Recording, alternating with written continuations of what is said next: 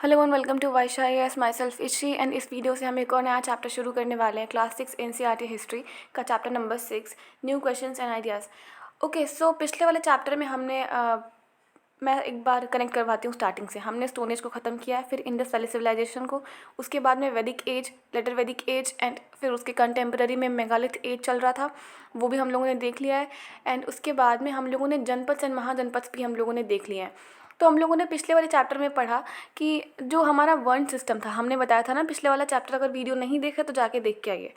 तो जो वर्ण सिस्टम था उनमें जो 4 टाइप की क्लासिफिकेशन करी गई थी पीपल्स की, ब्राह्मण्स, क्षत्रिय, वैश्य एंड शूद्र। तो हमने बताया था कि जो शूद्र क्लास वाले लोग थे उनको किस तरीके से डोमिनेट किया जाता था। एंड उस टाइम का आप कह सकते हो ना, कुछ सिस्टम ही वैसा था। उन लोगों ने जो प्राइस्ड लोगों ने उनको क्लासिफाई किया था ना, उन लोगों ने कुछ वैसे सिस्टम बनाया था कि जो शूद्र क्लास थी उनको हमेशा डोमिनेट किया जाता था। तो कुछ लोगों ने क्वेश्चनिंग करना स्टार्ट कर दिया कि नहीं, आप गलत कर रहे हो, ऐसा नहीं होना चाहिए था।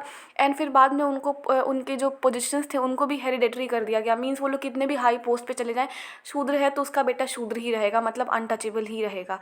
बाकी जो ब्राह्मण्स हैं उनका बेटा ब्राह्मण ही। ओके, इस वाले चैप्टर में भी हमें पर्टिकुलरली ये पढ़ना है, न्यू क्वेश्चन एंड आइडियाज़ कैसे उभर के आए उस टाइम पे ही जो नए क्वेश्चंस एंड आइडियाज़ थे वो कैसे उभर के आए। यू नो व्हाट, क्वेश्चनिंग तो पहले से ही शुरू हो गई थी महाजनपद के टाइम पे। और एक और चीज़, जो चैप्टर नंबर 5 था ना, kingdoms, Kings and early republics, and chapter number 3, इन दोनों को ना लिंकअप करके पढ़ना है, ठीक है। ऐसे अलग अलग चैप्टर्स में दिया है बट हमें साथ में पढ़ना है, क्योंकि जो चैप्टर 6 में जो कुछ भी दिया है ना, और वो महाजनपद के कंटेम्प्रेरी मतलब साथ साथ में हो रही थी, ठीक है। तो हमें न्यू क्वेश्चंस एंड आइडियाज़ पढ़ना है। एंड आइडियाज़ में आप देखोगे कि कुछ उस टाइम पे कुछ सोसाइटल चेंजेस हो रहे थे। मैंने वर्ण सिस्टम के बारे में पहले आपको पिछले वाले वीडियो में बता दिया था, अगर आपने नहीं देखा है तो प्लीज़ उसको देख के आइए। एंड इस टाइम पे भी कुछ कुछ आइडियाज़ उभर के आ रहे थे, कुछ ऐसे लोग उभर के आ रहे थे जो सोसाइटी को समझने की कोशिश कर रहे थे, उसमें होने वाली जो चेंजेस थी उनको समझने की कोशिश कर रहे थे कि ये चेंजेस हो क्यों रही हैं, कैसे हो रही हैं। एंड मेन चीज़ ये था ना कि वो जो लोग थे ना, जो ये समझने की कोशिश कर रहे थे, वो ये भी चाहते थे ना कि उनको ये पता चले कि लाइफ का ट्रू पर्पस क्या है, लाइफ का रियल में मीनिंग लाइफ का है क्या, ठीक है। तो आगे बढ़ते हैं उससे पहले एक इम्पॉर्टेंट इन्फॉर्मेशन एज़ यूजुअल, कि जो भी एस्पिरेंट सीरियस होकर के यूपीएससी की प्रिपरेशन करना चाहते हैं एंड फर्स्ट अटेम्प्ट में क्लियर करना चाहते हैं, मैं गारंटी देती हूँ आप कर लोगे। बस करना इतना सा है कि यहाँ पे जो व्हाट्सएप नंबर दिया गया है, आप इस पे हमारे वाइस सर को कांटेक्ट कर सकते हो, सारी डिटेल्स आपको यहाँ से मिल जाएंगी, ठीक है। तो आगे चलते हैं। उन्हीं में से एक हमारे जो गौतम बुद्ध है ना, उनकी भी स्टोरी उन्हीं में से बताई गई है, जो Siddhartha also known as Gautam.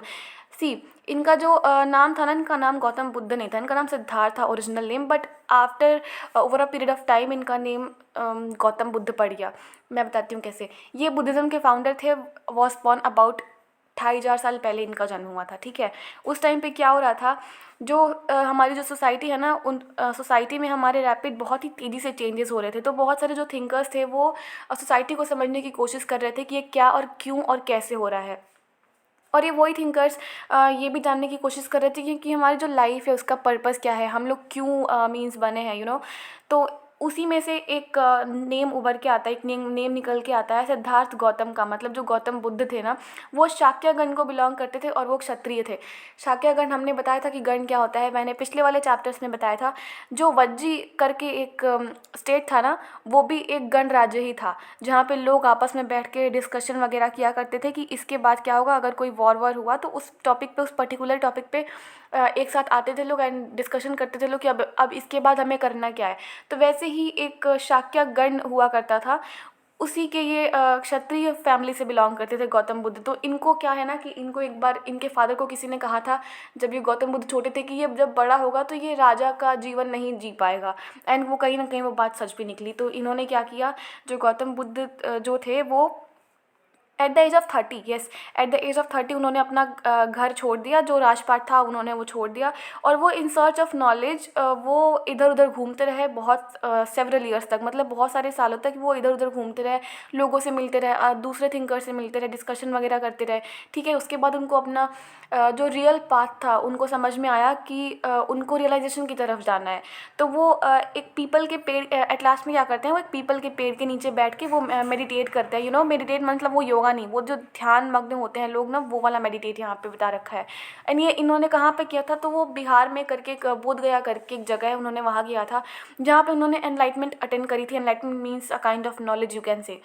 उसके बाद में जब जब उन्होंने एनलाइटमेंट अटेन किया ना, तो उसके बाद में जो गौतम बुद्ध को एक मतलब उसके बाद से उनको गौतम बुद्ध कहा जाने लगा। एंड उसके बाद से उनको द वाइज वन, जो वाइज मीन्स होता है ना ईमानदार, बहुत ही सच्चा और अच्छा इंसान यू कैन से, ये सब उनको कहा जाने लगा। उसके बाद वो वाराणसी गए। वाराणसी आप देखोगे वहाँ पे सारनाथ के पास, सारनाथ करके एक जगह है वाराणसी में, वो वहाँ पे गए। वहाँ पे उन्होंने जो उनके जो विचार थे, उन्होंने पहली बार किसी को समझाया, ओरली ट्रांसफ़र किया अपने विचारों को।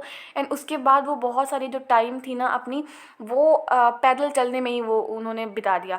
वो इधर से उधर, मतलब इस लोकेशन से कभी उस लोकेशन पे, कभी इस प्लेस से उस प्लेस पे जाया करते थे। लोगों को अपनी टीचिंग्स सुनाया करते थे, लोगों को बताया करते थे कि आपकी लाइफ का पर्पज़ है क्या। उसके बाद एट लास्ट वो कुशीनारा, जो आज के टाइम पे, प्रेजेंट टाइम पे जो कुशीनगर है, वहाँ पे उनकी डेथ हो जाती है, मतलब ही पास्ट अवे। ओके, उसके बाद चलते हैं उपनिषद पे। अच्छा, उपनिषद क्या होता था? At that time you will see कि लोगों को बहुत ही क्यूरियोसिटी होती थी। जब वेद वगैरह जब हमारा आया, तो उसके बाद में जब महाजनपद वगैरह सब बनने लगे, तो जैसे जैसे कि सोसाइटल चेंजेस हो रहे थे ना, वैसे वैसे जैसे बुद्धा अपनी टीचिंग सुना रहे थे, तो वैसे ही ना लोगों के अंदर एक क्यूरियोसिटी सी जगी कि ये जानने की कि डेथ के बाद क्या होता है, मतलब लाइफ जो है, जब लाइफ ख़त्म हो जाती है, जब लोग मर जाते हैं, उसके बाद क्या होता है। तो ये उपनिषद कुछ उस टाइप का था ना कि ये जस्ट फॉर इंस्टेंस मैं समझाती हूँ। जो टीचर है ना, वो मान लो चेयर पे बैठे हुए हैं, उस टाइम पे चेयर नहीं था, उस टाइम पे कभी पुराने टीवी सीरियल्स में आपने देखा होगा, एक शीट टाइप की हुआ करती थी, या फिर एक हल्का सा ऊंचा करके स्थान हुआ करता था। वो उन पे जो उनके गुरु लोग होते थे वो बैठते थे, एंड जो शिष्य लोग होते थे वो नीचे बैठते थे, एंड एक कन्वर्सेशन होती थी in the form of dialogues. तो उसको यहाँ पे उपनिषद कहा गया है। तो लोगों के मन में ये इच्छा थी ना कि लाइफ आफ्टर डेथ, डेथ के बाद लाइफ कैसी होती है। तो वो लोग समझाते हैं कि एक आत्मा होता है एंड एक ब्रह्म होता है।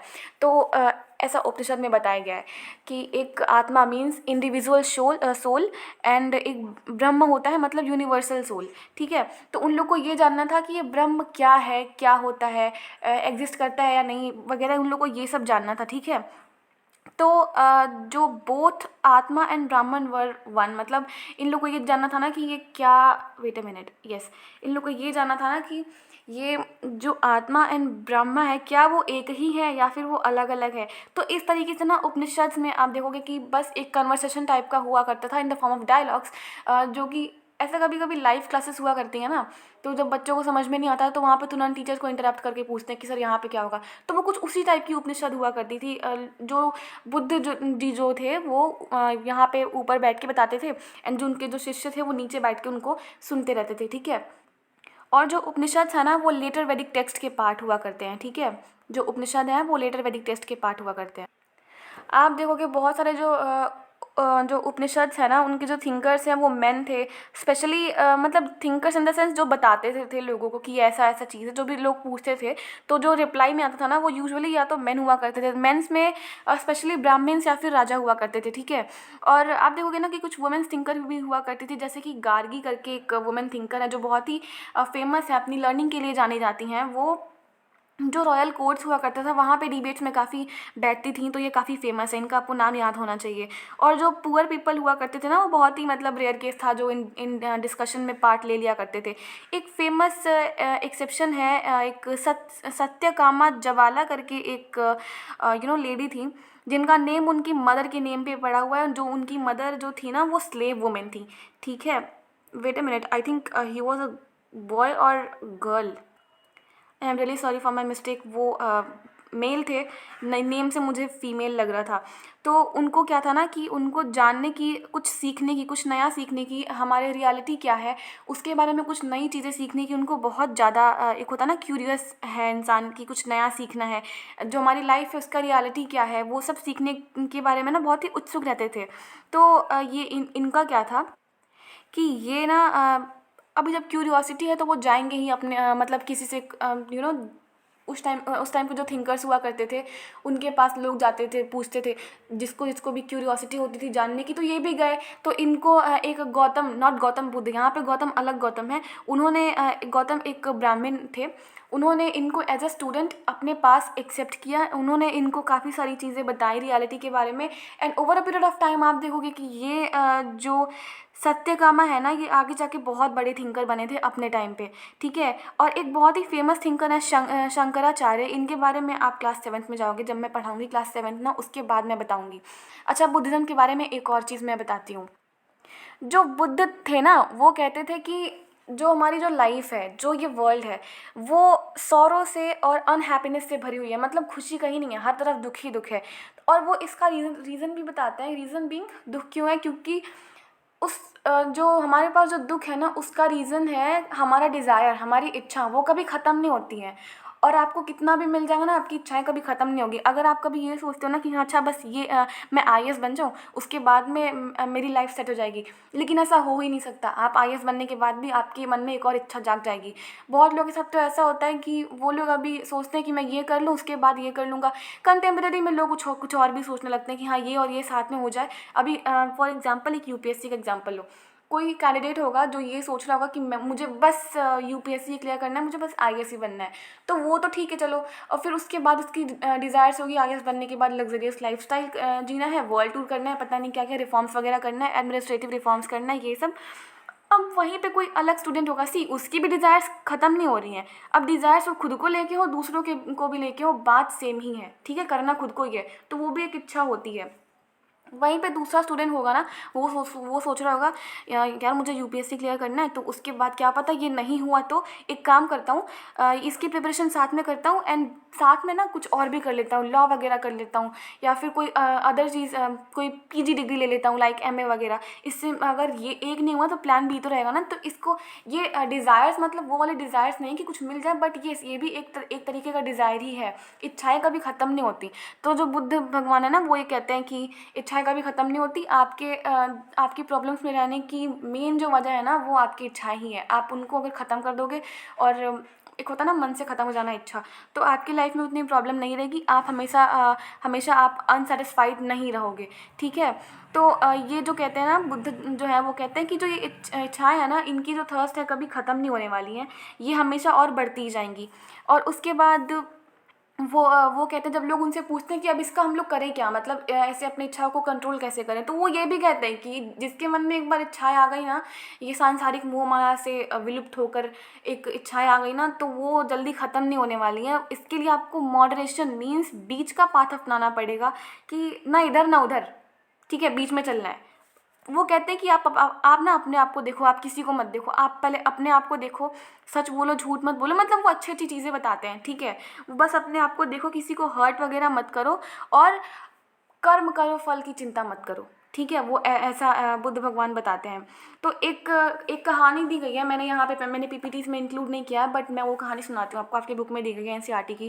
एक किसा गौतमी करके एक लेडी रहती हैं। तो क्या होता है ना कि उनका जो बेटा होता है वो मर जाता है, तो वो इधर उधर घूमती रहती हैं गलियों में सिटीज़ की, तो अपने बच्चे को लेके, और कहती हैं जब जाती हैं गौतम बुद्ध के पास, तो कहती हैं कि आप प्लीज़ मेरे बेटे को इसमें जान भर दीजिए, इसको जीवित कर दीजिए। तो बुद्ध भगवान कहते हैं कि ठीक है, कोई दिक्कत नहीं हो, बहुत ही पोलाइटली समझाते हैं, ठीक है, क्योंकि हिंसा वगैरह वो लोग नहीं करते ना, तो वो बहुत ही पोलाइटली समझाते हैं, कहते हैं ठीक है मैं इसको जीवित कर दूंगा, आपको बस करना इतना है कि मुझे एक बॉल में, एक कटोरी में मुझे मस्टर्ड सीड्स ला के दो, राई के दाने। बट एक कंडीशन रखते हैं कि आप वैसे ही घर से मस्टर्ड के सीड्स लेके आना जिसके घर पे किसी की डेथ वेथ ना हुई हो। तो किसा गौतमी सोचती है मस्टर्ड सीड्स ये तो मिलना बहुत नॉर्मल बात है, चलो चलते हैं। तो वो जाती हैं, दिन भर घूमती हैं इधर उधर। तो सारे लोग उनको बोलते हैं कि बहन मैं आपको मस्टर्ड सीड्स तो दे दूँ एक कटोरी, लेकिन हमारे घर पे इनकी डेथ हुई है, पिछले साल हमारे दादाजी की डेथ हुई है, इस साल हम इनके भाई की हुई है। तो ऐसा उनको कोई भी घर नहीं मिलता है जिसके घर पे कोई ना कोई पर्टिकुलर किसी का डेथ ना हुआ हो। तो वो उसके बाद आती हैं शाम को लौट के गौतम बुद्ध के पास, तो कहती हैं मुझे लाइफ की रियलिटी पता चल गई, कोई परमानेंट नहीं होता, जो आया उसको जानना ही जानना है। और फिर उसके बाद वो उनसे माफ़ी मांग के वहाँ से चली जाती हैं, ठीक है। तो अभी समझ में आया बुद्धिज़्म की आइडियोलॉजी क्या है। तो एक रेट्रोस्पेक्ट में देखो तो बुद्धिज़्म बहुत ही एक अच्छा, मैं रिलीजन के पर्सपेक्टिव से कुछ नहीं बता रही हूँ, एक थॉट बता रही हूँ, ये कंट्रोवर्सी मत करने लगना रिलीजन को लेकर के, ठीक है। उसके बाद आते हैं अपना जैनिज़्म पे। You know what was Jainism? ये बुद्धिज़्म और जैनिज़्म ना ये महाजनपद के कंटेम्पररी में चल रहा था, दोनों साथ में, ठीक है। आप देखोगे द लास्ट अंडर 24th, यहाँ पे टीजी लिख दिया है गलती से, यहाँ पे टीएच होना चाहिए। The last under 24th tirthankara of Jain was Vardhaman Mahavir. You know what is the meaning of Mahavir? Mahavir मतलब होता है ना द ग्रेट वॉरियर। इनको, इनका भी नाम महावीर नहीं था, इनको बाद में महावीर कहा गया। क्यों कहा गया द ग्रेट वॉरियर? इन्होंने किसी से कॉन्क्वेस्ट किया था क्या? नहीं। वॉरियर आप उसी को बोलोगे ना कि कोई किसी से जाके लड़ाई वड़ाई किया वो जीत गया, ऐसा नहीं था। इनको महावीर इसलिए बोला गया क्योंकि इन्होंने सुख और दुख पर विजय हासिल करी थी, ठीक है। और ये भी कुछ बुद्धिज़्म के kind of, you can say Buddhism ही थे। बुद्धिज़्म ये नहीं थे, मतलब एक आइडियोलॉजी होती है ना कि जो बुद्धिज़्म की आइडियोलॉजी है वैसे ही इनकी भी आइडियोलॉजी कुछ मिलती जुलती थी। वैसे ही ये अब ये इन्होंने भी, ये भी एक क्षत्रिय प्रिंस थे। और आप देखोगे वज्जी, जो वज्जी संघ था ना, मैंने पिछले वाले चैप्टर में मैंने बताया था, ये वज्जी संघ के भी संघ में एक लिच्छाविस डायनेस्टी थी, उसके एक क्षत्रिय प्रिंस थे। इन्होंने भी 30 के एज में अपना घर छोड़ दिया। उसके बाद ये 12 साल तक इधर उधर जंगलों में भटकते रहे। एट द एंड वो उन्होंने भी नॉलेज बहुत सारा गेन किया, एनलाइटमेंट गेन किया। एनलाइटमेंट गेन करना मतलब एक होता है ना कि ध्यान में चले गए, आँख बंद करके बिल्कुल एक अपने ध्यान मुद्रा में, उसको कहते हैं enlightenment, a kind of knowledge gain. तो उसके बाद जो महावीर के जो फॉलोअर्स थे ना, उनको बाद में जैन कहा गया, मतलब होता ना जैन सेंट, तो उनको कहा गया जैन। इनको ना बहुत ही सिंपल लाइफ जीनी होती थी। उनको इनके भी कुछ अलग ही अपने सिद्धांत हुआ करते थे, मतलब बिल्कुल सिंपल लाइफ जियो, खाना आप खरीद के मार्केट से मत खाओ, आप खाना मांग के खाओ। और उनका जो डॉक्ट्राइन था ना बहुत ही सिंपल था। जो भी मैन वुमेन, जो भी जिनको भी सच जानना है, उनको वो कहते थे कि आप ये सांसारिक मोह माया छोड़ दो, अगर आपको इस अपने लाइफ का सच जानना है तो। एंड ये जो अहिंसा था ना, अहिंसा के रूल्स को वो स्ट्रिक्टली फॉलो करते थे। मतलब वो कहते थे ना किसी को हर्ट वर्ट मत करो, अपने काम से काम रखो। नॉट इवन एन एंट, आप किसी एंट को भी हर्ट मत करो, मतलब किसी जानवर को मत मारो, ठीक है। तो जो ऑर्डिनरी जो लोग थे ना, वो बस वही ऐसा था ना कि ये जो बुद्धिज़्म था और जो जैनिज़्म था, तो ये जो तीर्थंकर, ये क्या क्या नाम है इनका, ये वर्धमान महावीर एंड गौतम बुद्ध, ये जो दोनों लोग थे ना, ये लोग काफ़ी फेमस हुए। फेमस ये इसलिए हुए क्योंकि ये दोनों लोग प्रकृत वर्ड यूज़ करते थे, प्रकृत लैंग्वेज। प्रकृत इन द सेंस कि आप ऐसे समझो कि जो महावीर थे ना, वो अपने प्रकृत लैंग्वेज यूज़ करते थे। मतलब ये मगध के थे। वज्जी कहाँ पे है? वज्जी मगध के आसपास ही तो है, तो वहाँ पे मगधी बोली जाती थी। तो इस वजह से ये मगधी में लोगों को अपने आइडियाज़ बताते थे, अपने विचार जो है एक दूसरे तक स्प्रेड किया करते थे। दैट इज़ वाई ये दोनों लोग इतने फेमस हुए, ठीक है। उसके बाद आप देखोगे कि जो फॉलोअर्स मैंने अभी बताया, उनको जैन सेंट कहा जाता था। नॉट जैन सेंट, जैनास कहा जाता था उनको। जैन्स लोग बोलते हैं ना कि ये लोग बहुत ही ऑनेस्ट हुआ करते थे। इन लोगों को बोला जाता था कि आप चोरी वोरी मत करो, ठीक है, और आप कुछ भी मत करो, मतलब सब कुछ दे दो, इवन इंक्लूडिंग योर क्लोथ्स। आप कपड़े भी मत पहनो, आप नॉर्मल कुछ भी मत करो, आप अपने इंक्लूडिंग योर क्लोथ्स, आप सब कुछ दे दो, ठीक है। क्योंकि ये क्लोथ्स भी है, मतलब जो भी चीज़ आपको अटैच करती है ना, वो आप उन सब चीज़ों को अवॉइड कर दो। तो आप देखोगे इनके फॉलोअर्स में ज़्यादा लोग आ नहीं पाएंगे। ज़्यादा लोग इन द सेंस, पहले के टाइम पे क्या था ना कि फार्मर्स जो थे, एग्रीकल्चर वाले, एग्रीकल्चरल सेक्टर जो हमारा था, उसमें काफ़ी ज़्यादा पॉपुलेशन थी। तो आप देखोगे कि जो ये जैन है ना, तो जैनिज़्म में ज़्यादा फार्मर्स इंक्लूड हो ही नहीं पाए थे। जस्ट बिकॉज कि फार्मर्स ने एक बार इनसे पूछा, महावीर से, कि जब हम लोग हल चलाएंगे खेत में, तो हल से ना बहुत सारे जो जानवर हैं, कुछ छोटे मोटे कीड़े मकोड़े होते हैं, उनकी डेथ हो जानी है, तो क्या ये अलाउड है जैनिज़्म में? तो उन्होंने साफ मना कर दिया, no no, it is not allowed, ठीक है। तो आप देखोगे ना कि मेनली जो ट्रेडर्स हैं वो ही इनसे एसोसिएट हो पाए थे, फार्मर्स एसोसिएट नहीं हो पाए थे। Over a period of time आप देखोगे कि जो जैनिज़्म है ना, वो नॉर्थ इंडिया में बहुत तेज़ी से फैलता है, जैसे कि गुजरात, तमिलनाडु एंड कर्नाटका वाले एरिया में। और आप देखोगे कि जो टीचिंग्स है ना महावीरा की, वो लिखी जाती थी। एंड आज गुजरात में एक वल्लभी करके जगह है, वहाँ पे प्रिजर्व है, नॉट वहाँ पे, यस वहीं पे जो बुक्स वगैरह हुआ करती थी एट दैट टाइम पे, बहुत सारे लोग लिखा करते थे। तो वो वल्लभी नाम की एक जगह है गुजरात में, वो वहाँ पे इनकी टीचिंग्स अभी भी प्रिजर्व करके रखी हुई हैं। बात करते हैं अभी संघ एंड द मोनास्ट्रीज़ की। मोनास्ट्रीज़ क्या था, जो ये जो भी लोग बुद्धिज़्म एंड जैनिज़्म को फॉलो करते थे, तो वो लोग मॉन्क्स एंड नन्स कहलाते थे। मतलब MONKS Monks and NUNS nuns, ठीक है। तो वो लोग क्या करते थे ना, वो लोग थ्रू आउट द ईयर हमेशा वो लोग इधर उधर इस प्लेस से उस प्लेस तक जाते रहते थे, घूमते रहते थे, एंड लोगों को अपने थॉट्स बताते रहते थे। तो उस टाइम के जो राजा महाराजा हुआ करते थे ना, मैंने बताया ना कि जो महाजनपद थे वो काफ़ी इवॉल्व हो रहे थे, काफ़ी डेवलपमेंट्स हो रहे थे उनमें भी। तो जो रूलर्स वगैरह थे ना वो उस टाइम के, तो एक तो ये लोग जो बुद्धिज़्म, जो मॉन्क्स एंड जो नन्स हुआ करते थे बुद्धिज़्म एंड जैनिज़्म के, तो ये लोग कहीं रुकते नहीं थे, बट इन लोग को एक सीज़न में रुकना पड़ता था, जो था रेनी सीज़न, क्योंकि उस टाइम पे ट्रैवलिंग काफ़ी डिफ़िकल्ट हो जाया करती थी। Sorry for my word, different नहीं, डिफ़िकल्ट हो जाया करती थी। तो उस टाइम पे उनको कहीं पे रुकना पड़ता था। तो ये लोग जो रूलर्स वगैरह थे, उन लोगों ने एक मोनास्ट्रीज़ आप ऐसे समझो ना कि कोई एक टेम्पल टाइप का होता है। टेम्पल नहीं, मतलब नॉर्मल सा एक घर टाइप का होता है, जिसमें लोग रहते हैं।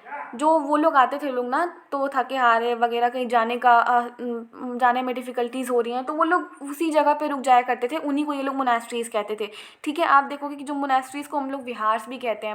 मोनास्ट्रीज़ पहले हट्स के फॉर्म में हुआ करती थी, means in the sense huts मतलब होता था ना वो वुडन वाला। पहले वुड से बनाई जाती थी, फिर over a period of time फिर ब्रिक्स से बनाई जाने लगी। बहुत सारी मोनास्ट्रीज़ इंडिया में अवेलेबल है, आपको पता है। आप देखोगे बहुत सारे केव्स भी हैं जो एज अ मोनास्ट्री वर्क किया करते थे। तो ये जो ओवर द सेंचुरीज जो बुद्धिज़्म है ना, जो वो काफ़ी सारे सब कॉन्टिनेंट में, जो हमारा जो सब कॉन्टिनेंट है उसमें बहुत सारे पार्ट्स में, एंड उसके अलावा भी जो बुद्धिज़्म एंड जैनिज़्म बहुत तेज़ी से स्प्रेड हुआ। और जो लोकल पीपल हुआ करते थे ना, जब ये मोनास्ट्रीज़ में जब ये मॉन्क्स एंड नन्स रहा करते थे लोग, तो जो वहाँ के लोकल पीपल हुआ करते थे, वो फूड गिफ्ट वगैरह उनसे जो कुछ भी हो पाता था वो ले आके इनको देते थे। किसके रूप में? भिक्षा के रूप में, क्योंकि ये लोग मांग के खाते थे, मार्केट से खरीद वरीद के नहीं खा सकते थे, ठीक है। आपके बुक में एक टॉपिक है संघ। अच्छा, संघ क्या हुआ करता था? सी जो महावीर और बुद्धा है ना, वो उनको ये लगा कि जिसको भी रियलिटी जाननी है, जिसको भी नॉलेज गेन करना है, उसको ये सांसारिक मोह माया से बाहर आना ही पड़ेगा।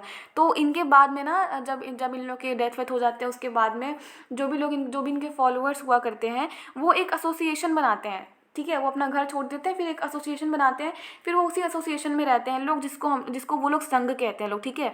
आप देखोगे जो बुद्धिस्ट संघ है ना, वो एक बुक है, एक कंपाइलेशन है, या फिर एक बुक है आप कह लो, उसमें लिखी गई है। उस बुक का नाम है विनय पिटका, ठीक है।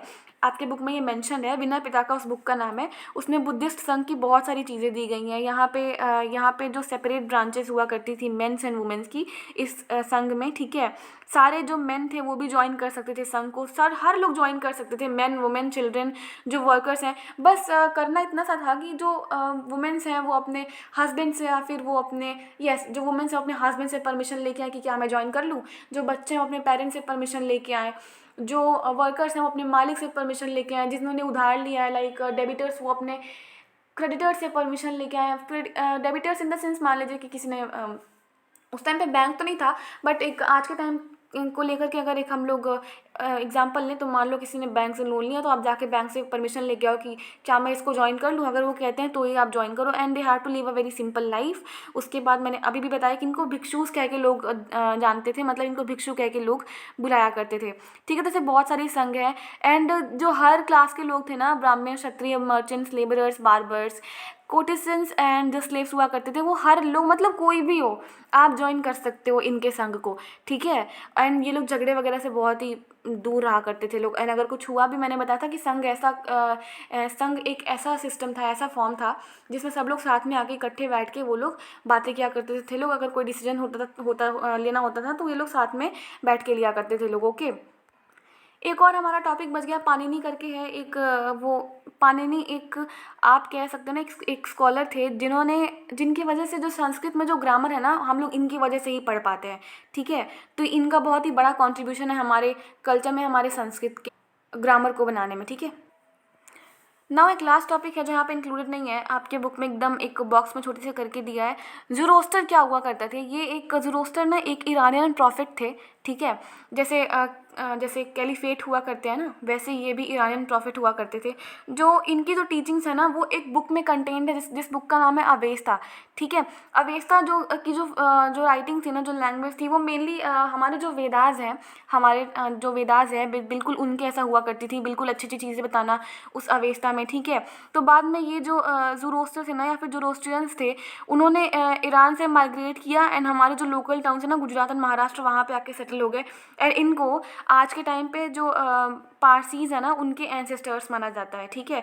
ज़ोरास्ट्रियनिज़्म एक बहुत ही अलग सा, एक बहुत ही ख़ास टाइप का रिलीजन था ईरान में, बट अभी आई डोंट नो वो है कि नहीं, बट येस अभी आज के टाइम पे जो इनको पारसीज़ के एंसेस्टर कहा जाता है।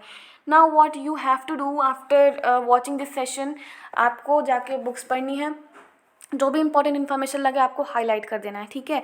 चैप्टर कैसा लगा बताना, बहुत ही शॉर्ट पीपीटी थी इसकी, बट स्टिल चैप्टर कैसा लगा वो कमेंट करके बताना, लाइक कीजिए, कमेंट कीजिए एंड शेयर करिए, and of course subscribe to this channel.